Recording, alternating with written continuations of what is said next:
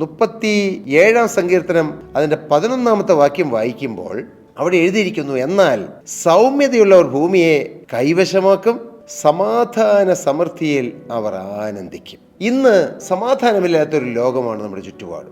Frustration, നിരാശ, depression, ഈ വാക്കുകൾ വെറും വാക്കുകളല്ല, ചില മനുഷ്യ ജീവിതത്തെ തകർത്തുകൊണ്ടിരിക്കുന്ന ചില അനുഭവങ്ങളാണ്. യാന്ത്രികമായി പോലും സ്നേഹിക്കുന്നു, യാന്ത്രികമായി ഭാര്യ ഭർത്താക്കന്മാരെ പോലെ കഴിയുന്നു, യാന്ത്രികമായി മാതാപിതാക്കൾ അപ്പനും മക്കളെ പോലെ കഴിയുന്നു. പക്ഷെ സ്നേഹമില്ല, സന്തോഷമില്ല, കുടുംബങ്ങളിൽ സ്നേഹമില്ല, വ്യക്തി ജീവിതങ്ങളിൽ സ്നേഹമില്ല, ദേശത്ത് സ്നേഹം വറ്റിപ്പോയിരിക്കുന്നു. സമാധാനവും സന്തോഷവും തമ്മിൽ വലിയ ബന്ധമുണ്ട്. സമാധാനമില്ലാതെ സന്തോഷമില്ല, സന്തോഷമില്ലാതെ സമാധാനവുമില്ല. ഇത് ഇന്റർ കണക്റ്റഡ് ആണ്. സമാധാനം ഉണ്ടെങ്കിൽ അവിടെ സന്തോഷമുണ്ട്, സന്തോഷം ഉണ്ടെങ്കിൽ അവിടെ സമാധാനവുമുണ്ട്. പ്രിയപ്പെട്ടവരെ, ഈ സന്തോഷം ആര് തരും? ഈ സമാധാനം ആര് തരും? യേശുക്രിസ്തു പറഞ്ഞു, സമാധാനം ഞാൻ നിങ്ങൾക്ക് തന്നേച്ചു പോകുന്നു, എൻ്റെ സമാധാനം ഞാൻ നിങ്ങൾക്ക് തരുന്നു. ലോകം തരുന്ന പോലെ അല്ല ഞാൻ നിങ്ങൾക്ക് തരുന്നത്.